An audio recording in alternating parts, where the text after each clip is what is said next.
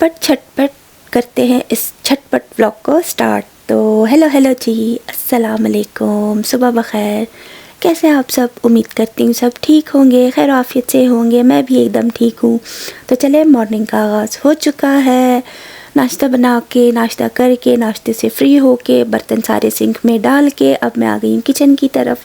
साथ ही हमारे छोटे छोटे प्लांट्स को देख लें। एप्पल प्लांट्स अच्छे से ग्रो हो रहा है और पीच का तो कोई अता पता नहीं। साथ ही चेरी का एक पौधा तो अच्छे से ग्रो हो रहा है और दूसरा वाला बेचारा दम तोड़ चुका है, तो उसके लिए अफसोस हो रहा था। और साथ ही हमारे बाहर का मंजर देखें, आसमान बहुत ही हसीन लग रहा था, बादलों से ढका हुआ, इस तरह का हल्के हल्के बादल और सफ़ेदी छाई हुई। और साथ ही जहाज़ भी गुजरता हुआ दिख रहा है, तो धुएँ छोड़ता हुआ जो जहाज़ जा रहा था, तो ये मंजर और भी हसीन लग रहा था। बहुत ही सनी डे है और 2 दिन मुसलसल इस तरह का सनी डे रहा, लेकिन ये धूप बिल्कुल भी असरदार नहीं थी। कोई भी बर्फ़ मेल्ट नहीं हो रही, स्नो ऐसी की ऐसी रही है। तो खैर क्या कर सकते हैं, अभी ऐसा ही वेदर रहेगा। और साथ ही यहाँ पे जो है आलू और प्याज जो लेके आए थे, वो अभी तक मैंने टोकरी में खाली नहीं किए थे, क्योंकि सबसे पहले मैंने टोकरी को क्लीन करना था। सारी जो है प्याज के छिलकों से भरी हुई थी, तो अच्छे से क्लीन करके, डस्टिंग वगैरह सब करके, उसके नीचे से क्लीनिंग सारी जगह करके अब मैं यहाँ पे आलू और प्याज जो है सेट करके रख रही हूँ। तो यहाँ पे अच्छा है, थोड़ा सा जो है अंधेरा रहता है। बेसमेंट का जो है, ये बेसमेंट की स्टेयर्स हैं, तो यहाँ पे हम लोग रखते हैं आलू प्याज ताकि ख़राब भी ना हो। और यहाँ पे देख लें, यहाँ के जो घर होते हैं उनकी दीवारें इस तरह से इंसुलेट करते हैं कि लकड़ी के बीच में जो है, लकड़ी के तख्ते, ये सारे घर लकड़ी के बने हुए, उनके बीच में इस तरह से इंसुलेट कर देते हैं ताकि घर जो है गर्म रहे। सर्दियों में जो है गर्मी, घर जल्दी गर्म हो जाता है इस तरह से, और गर्मियों में जो है घर जल्दी ठंडा हो जाता है। और इस तरह की जो ये ड्राई वॉल होती है, ऊपर से लगा के बस दीवारें सेट करके रख देते हैं, तो लकड़ी के घर ऐसे होते हैं। अभी तक हमारा बेसमेंट कंप्लीट नहीं है, तो इसी वजह से ये इस तरह दिख रहा है। और साथ ही देख लें, मेरी आलू और प्याज की टोकरी एकदम अच्छे से सेट हो चुकी है और सारा छिलका जो है मैंने इस तरह से जो निकल सका निकाल लिया था। साथ ही किचन में आके अब बर्तन धोने और सिंक के नीचे वाला जो एरिया, ये भी काफ़ी कचरे से भर चुका था, वो क्लीन करती हूँ। और तकरीबन अभी 2:45 का टाइम हो रहा है। मौसम देख लें, बाहर इसी तरह का सनी है और सामने ही आपको ट्रक दिख रहा होगा, ये मैकेनिक का ट्रक है। यहाँ पे इसी तरह से मैकेनिक आते हैं घरों पे, अगर बुलाए लोग तो देखते हैं कि अगर गाड़ी में कोई इशू है वहीं पे ठीक हो सकता है तो कर लेते हैं, और अगर ना हो तो इसी ट्रक के ऊपर लोड करके अपनी शॉप तक लेके जाते हैं, वर्कशॉप में गाड़ी का काम करते हैं। खैर बस विंटर टाइम में इस तरह के सनी डेज़ जो हैं अच्छे लगते हैं, लेकिन ये कि अभी ये सनी डे एक आध दिन का ही मेहमान है, उसके बाद फिर से जो है वही स्नो होनी है। और यहाँ पे देख लें, धूप पड़ रही है, लेकिन ये वाली छोटी सी हल्की सी स्नो तक भी मेल्ट नहीं हो रही। और अभी इस फ्राइडे से तो खैर से बस फिर और भी शदीद तूफ़ानी बर्फ़ होनी है कि पिछले हफ्ते की बर्फ़ जो हुई थी तूफ़ानी, वो हम भूल जाएंगे। और साथ ही यहाँ बेटे के लिए मैं नाश्ता बना रही थी। 2 अदद अंडे ले लिए हैं, उसमें जो है बेल पेपर्स चॉप करके डाली, स्प्रिंग अनियन डाल दिए, साथ ही नमक, कुटी लाल मिर्च और काली मिर्च डाल के इसको मैंने अच्छी तरह से फेंट के रख लिया था। लेकिन बेटा थोड़ी देर से उठा, तो अब यहाँ पे उसके लिए जो है चाय और ये ऑमलेट वाला जो रोल है मैं बना रही हूँ। टॉर्टिला रैप के साथ मैं बनाऊंगी डी शेप में। तो ऑमलेट हल्के से इस तरह फैला के मैंने रख दिया और टॉर्टिला को इसके ऊपर हल्का सा रख के मैं उसको थोड़ा सा स्टिकी कर दूंगी, ताकि जब मैं दूसरी साइड पलटाऊँ ऑमलेट की तो उस तरफ जो है ये रैप उसे अच्छी तरह से चिपक जाए।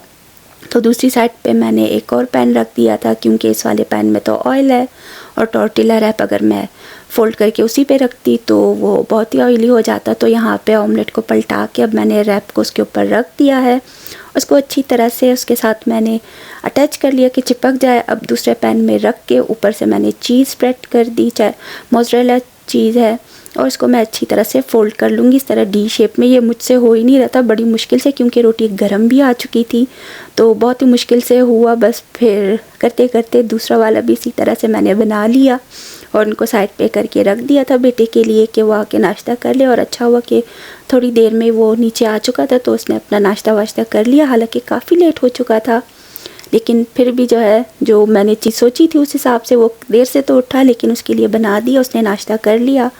और साथ ही दोपहर के खाने में मैंने बनाई थी मलाई चिकन। तो बस चिकन के छोटे छोटे पीसेस इस तरह से मैंने कट करके रख लिए थे, उसमें 2 चम्मच भर के दही शामिल किया, जिंजर गार्लिक पेस्ट होगा, मलाई चिकन है तो मलाई तो लाजमी जाएगी मैरिनेशन में भी और उसके बाद भी। तो इसमें जो है मिल्क पैक क्रीम भी मैंने शामिल कर दी, और ये मिल्क पैक क्रीम तो बहुत ही फेवरेट है पाकिस्तान से। यहाँ की क्रीम्स अभी तक उस तरह से ट्राई नहीं की मैंने। तो अब इसमें नमक, कुटी लाल मिर्च, काली मिर्च, धनिया पाउडर और थोड़ा सा जो है चिकन का मसाला पैकेट वाला, वो मैंने शामिल करके इसको मैरिनेट करके थोड़ी देर के लिए रख दिया था ताकि ये अच्छी तरह से मैरिनेट हो जाए। फिर उसके बाद मैं इसकी कुकिंग का प्रोसेस स्टार्ट करूँगी और एकदम मज़ेदार सी मलाई चिकन आज मैं तैयार करूँगी। तो खैर बस फिर मैरिनेशन का सारा काम हो चुका है, तो अब इसको साइड पे रखते हैं। थोड़ा सा ऑयल भी मैंने एंड में शामिल कर दिया था कि अच्छा सा ऑयली सा रहे और बाद में मुझे ऑयल शामिल ना करना पड़े, क्योंकि क्रीम भी होगी तो फिर ऑयल ज़्यादा हो जाएगा, इसीलिए मैंने कम डाला था।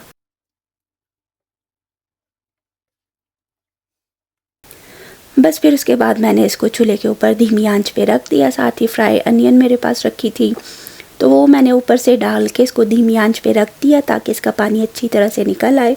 दही, क्रीम, चिकन सबका पानी निकल आएगा और चिकन गलना स्टार्ट हो जाएगा। तो उसके बाद बस फिर चिकन को अच्छी तरह से गला लूँगी ताकि एकदम सॉफ्ट हो जाए और इसकी फ्राइंग का काम स्टार्ट करूँगी। इसमें बस भूनने का काम है और कोई टमाटर और कोई मसाले कुछ नहीं डालने, बस भुनाई करते जाना है ताकि अच्छी तरह से ऑयल सेपरेट हो जाए और चिकन एकदम अच्छे से भुन जाए। तो बस फिर देख लें यहाँ पे सारा भुनाई का ही काम चलता जा रहा है, और हम देसियों का काम तो कुकिंग में भुनाई का ही होता है कि भुनाई कर करके हम लोग जो है चीज़ें पकाते। तो खैर बस फिर यहाँ पे भी वही काम चल रहा है, भुनाई करते जाओ। तो यहाँ पे देख ले अच्छी तरह से भुनाई हो चुकी है, ऑयल सेपरेट हो चुका है। आप चाहे तो इस तरह से बिल्कुल ड्राई भी खा सकते हैं, रोल बना सकते हैं इसके साथ, लेकिन मेरे हस्बैंड को थोड़ी ग्रेवी वाली चीज़ें पसंद हैं तो मैंने थोड़ा ग्रेवी रख ली थी उसमें।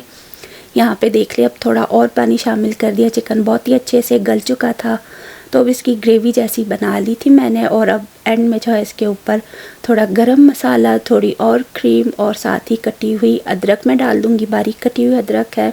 तो उस तरह से मैंने इसको गार्निश कर लिया था और झटपट मेरी मलाई चिकन भी तैयार हो चुकी थी। तो आज का ये झटपट व्लॉग आप लोग बताइएगा आप लोगों को कैसा लगा। आप लोगों की भी कभी कभी ऐसी रूटीन होती होगी, झटपट से सारे काम करने होते हैं और इसी तरह से हमारा दिन गुजरता है। तो बस यहाँ पे देख लिया हमारा खाना तैयार हो चुका है। तो हम मियाँ बीवी ने भी अपना खाना खा लिया था। तो यहाँ देख ले मज़ेदार सी मलाई चिकन एकदम से गर्मा गर्म तैयार थी। तो खैर बस फिर रात का टाइम था, थोड़ी तबीयत डाउन थी, थोड़ी देर रेस्ट करने के बाद मैं उठ के आ गई और यहाँ पे अब बना रही हूँ झटपट सा गजरेला। तो उसके लिए बस श्रेड की हुई गाजर है, बॉइल्ड राइस मेरे पास फ्रीज़र में रखे थे, शक्कर भी डाल दी एक साथ ही और बाकी जो है दूध डाल दिया मैंने इसमें। तो अब इसको अच्छी तरह से बॉयल होने के लिए रख दूँगी।